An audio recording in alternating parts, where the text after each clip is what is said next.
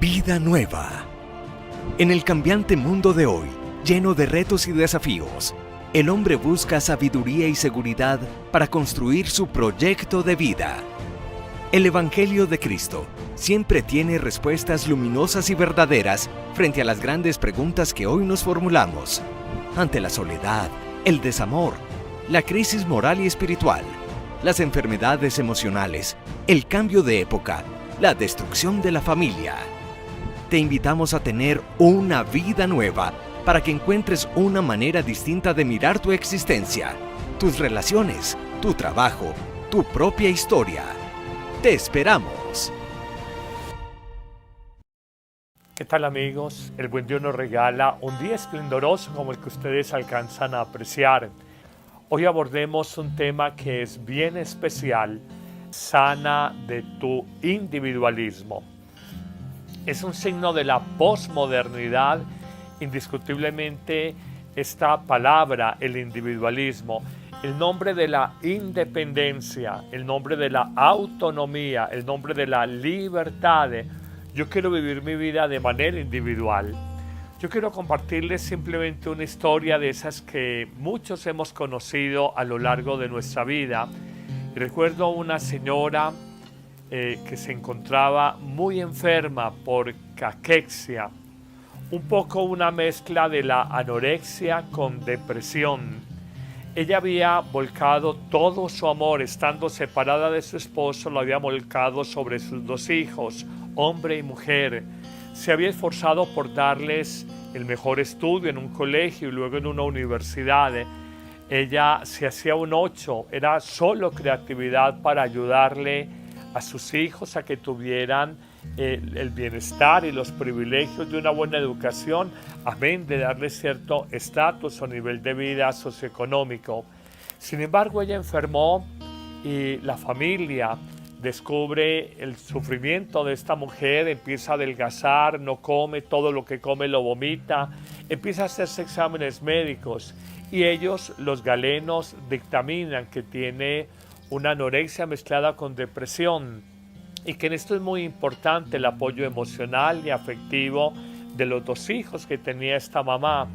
Cuando las hermanas le piden a los hijos, pónganse al día con su mamá, atiéndanla, acompáñenla. Ellos dicen, pues nos da mucho pesar que mamá esté enferma, pero es que mis compromisos en la universidad, mis compromisos con la novia, decía su hijo varón, no me hacen fácil que esté pendiente de ella, y ella ya tiene varias entradas o ingresos a la clínica, entonces no nos queda fácil. Esta indiferencia, este individualismo de sus hijos, por los que ella, la mamá, se había matado, entregado, sacrificado, había gastado su salud, hizo que su enfermedad se acentuara y que entrara definitivamente a la clínica y con una bajísima talla o un bajísimo peso, al final perdiera su vida, la carrera de su vida.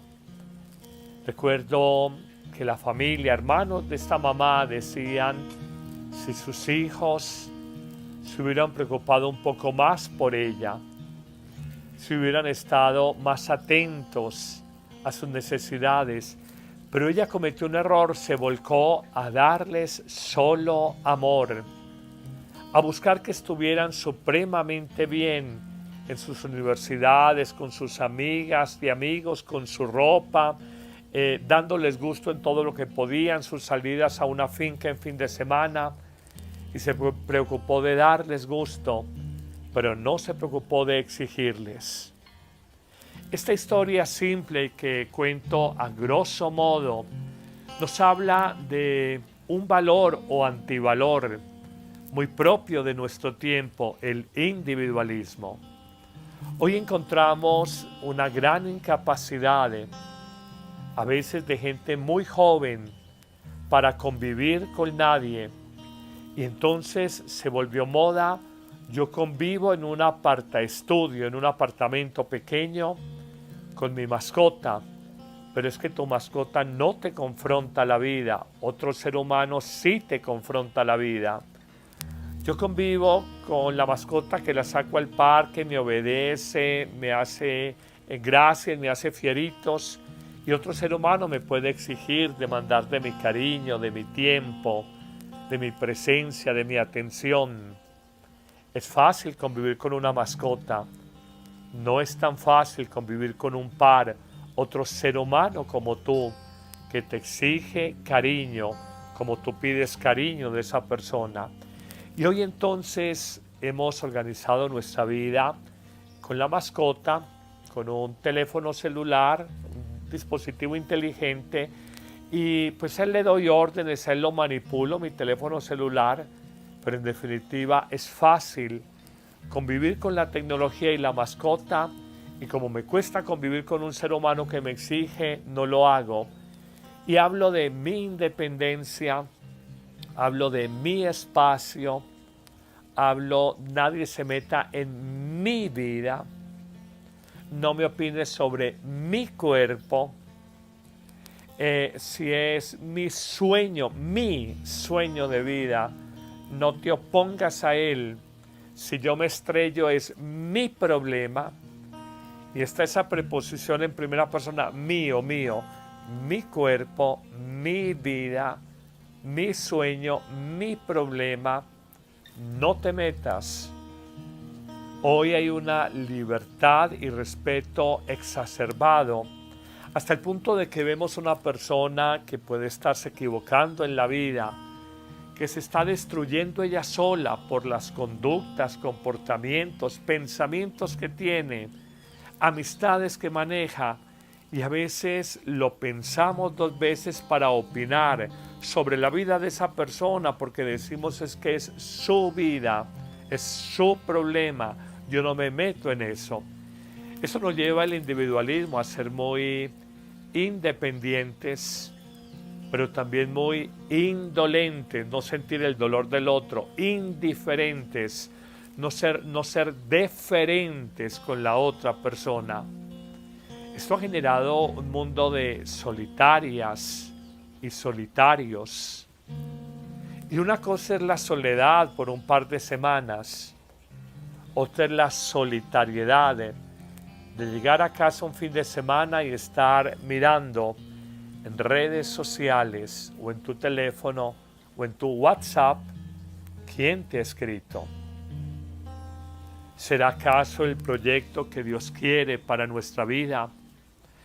Hoy Jesús, camino, verdad y vida, Jesucristo, modelo perfecto de toda humanidad, modelo perfecto de hombre, que nos muestra cómo vivir en la verdad, cómo vivir con sabiduría y cómo vivir feliz.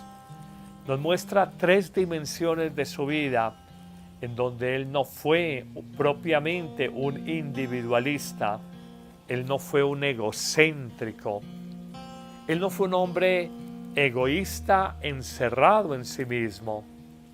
Te muestro esas 3 dimensiones. La primera, la familia. Cuando hoy muchos chicos quieren salir de casa a la mayoría de edad, 18 años según la ley, Jesús estuvo en casa hasta los 30 años. Cuando a veces no se quiere participar de las actividades de familia, se nos dice que Jesús en la pura adolescencia, 12, 13 años, iba a la fiesta más importante para los judíos, la fiesta nacional de la Pascua judía, que era cada año en la ciudad de Jerusalén, e iba con sus padres. Cuando nos dice a veces el mundo que haz tu vida independiente de tu familia, Jesús era cercano a los suyos, aún en la vida pública. Cuando los evangelios nos dicen tu madre y tus familiares te buscan, Él no perdió contacto con su familia. Él no perdió contacto con su primo segundo, Juan el Bautista. Mamá María y mamá Isabel, madre de Juan el Bautista, eran primas hermanas. Ellos primos segundos, primos terceros, eran familia. Encontramos que Jesús en la vida pública, para iniciar las bodas de Caná de Galilea, estuvo acompañado por su madre. y muriendo en la cruz al final de su vida pública a los 33 años, allí estaba con su madre.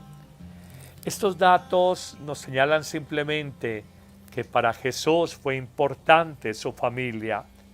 Y cuando hoy el chico o la chica llega a la mayoría de edad y quiere emanciparse, independizarse, vive en su mundo independiente, aquí nos muestra Jesús y su familia que en el proyecto de Dios era muy importante que los seres queridos, los familiares de Jesús, comenzando por su madre, lo acompañaran en la vida privada de hogar y aún en la vida pública, las bodas de Caná y la crucifixión. Pero hay un segundo dato que yo comparto con ustedes. Jesús no fue un hombre individualista, sino que estuvo con los amigos. Él formó un grupo de 12 amigos, los discípulos. Y de esos 12 amigos habían 3 muy especiales: Pedro, Santiago y Juan. En el bautismo, en la transfiguración, en momentos muy importantes de su vida, allí estuvieron Pedro, Santiago y Juan. Jesús no fue un solitario. Jesús fue un hombre que supo ser amigo para sus amigos. ¿Qué no decir cuando iba a Betania, un pobladito muy cerca de Jerusalén? Ahora ya es como un barrio de Jerusalén. Y allí habían 3 amigos entrañables: Marta, María y Lázaro de Betania. Allá iba más que a predicar, a descansar, a tomar, no sé, digo yo, un chocolate con pan de queso, a compartir la vida, la amistad, el cariño espontáneo. Eso nos muestra que Jesús no se encerró en sí mismo, sino que supo ser amigo para sus amigos. De hecho, hay una oración preciosa que a mí me encanta: Jesús, amigo de Betania. Mírenla en internet, es preciosa y me pone a mí a pensar cómo Jesús es capaz de abrirse a todos. ¿Qué no decir cuando Jesús compartía espontáneamente con todo tipo de personas? Se sentaba con justos y con publicanos pecadores. Compartía con los fariseos, con los judíos y con los paganos. Compartía con los importantes y los excluidos, la hemorroísa, el leproso. Compartía con los sanos y los enfermos. Un hombre sin prevenciones, un hombre sin rótulos ideológicos, un hombre universal, un hombre abierto a todas las personas, un hombre que supo compartir la vida, la amistad y el cariño con todos, que hablaba sin complejos en plazas públicas, que hablaba con tranquilidad en la sinagoga judía el sábado, que se dirigía a todos desde las colinas que rodeaban el mar de Galilea, que confrontaba también las contradicciones o incoherencias de los fariseos, escribas y del Sanedrín judío, los importantes de Jerusalén. Un hombre que supo compartir la vida. Finalmente hay un tercer aspecto de Jesús, ya no es el de la familia, 1, ya no es el de los amigos, 2, sino el aspecto de su intimidad con el Padre Dios.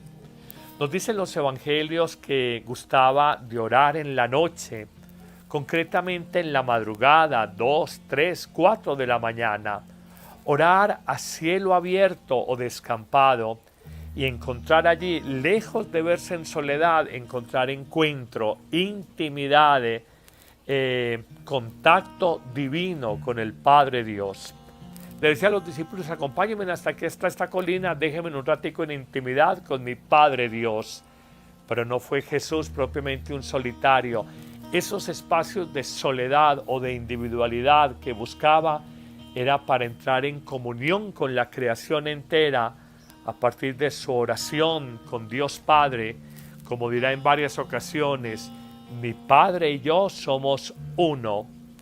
Mi alimento es hacer la voluntad de mi Padre. Nadie conoce al Padre sino el Hijo, y nadie conoce al Hijo sino el Padre. Eso habla de esa intimidad profunda del Señor. Hoy te pregunto: ¿vives encerrado en tu mundo, tu habitación, tu computador, tu teléfono móvil o celular. Vives encerrado en tu mundo de preocupaciones, de necesidades, de deseos, de caprichos. Pídele a Dios y descubre que la solitariedad, que ese individualismo que hoy nos presenta la sociedad posmoderna, disfrazado de independencia, de autonomía, ha llevado a una profunda soledad y tristeza a nuestros jóvenes. Que una soledad a raticos está bien, pero el proyecto de Dios es que estemos juntos, en comunión, en fraternidad. Tan claro es esto que desde el libro del Génesis dice Dios, no está bien que el hombre esté solo. Hagámosle una compañera que sea su complemento. Y nos dice metafóricamente que de la costilla de Adán sacó el complemento que le serviría a su vida, la primera viviente, la primera mujer, Eva. Que el Señor nos ayude pues en estas reflexiones a vivir en más solidaridad, en más comunión, en más fraternidad. El buen Dios los bendiga en el nombre del Padre y del Hijo y del Espíritu Santo. Amén. En el canal Padre Carlos Yepes encontrarás un espacio profundo y cercano para alimentar tu vida espiritual en medio del mundo de hoy. El Evangelio, explicado con claridad para llevar la palabra de Dios a tu vida diaria. La Santa Misa, centro de nuestra fe, vivida con recogimiento y sentido espiritual. Oraciones de la mañana, de la tarde y de la noche, para comenzar, sostener y entregar el día en manos de Dios. Reflexiones de vida que iluminan tus decisiones, fortalecen la esperanza y dan sentido a lo que estás viviendo. Testimonios de vida hoy, donde Dios sigue actuando en medio de realidades concretas. Actualidad católica, leída a la luz del Evangelio y del Magisterio de la Iglesia. Un canal para orar, reflexionar, crecer en la fe y no perder de vista a Dios en medio de la realidad cotidiana. Suscríbete ahora, activa la campanita y comparte este mensaje con quienes buscan esperanza. Camina con la Iglesia, vive el Evangelio y deja que Dios transforme tu corazón.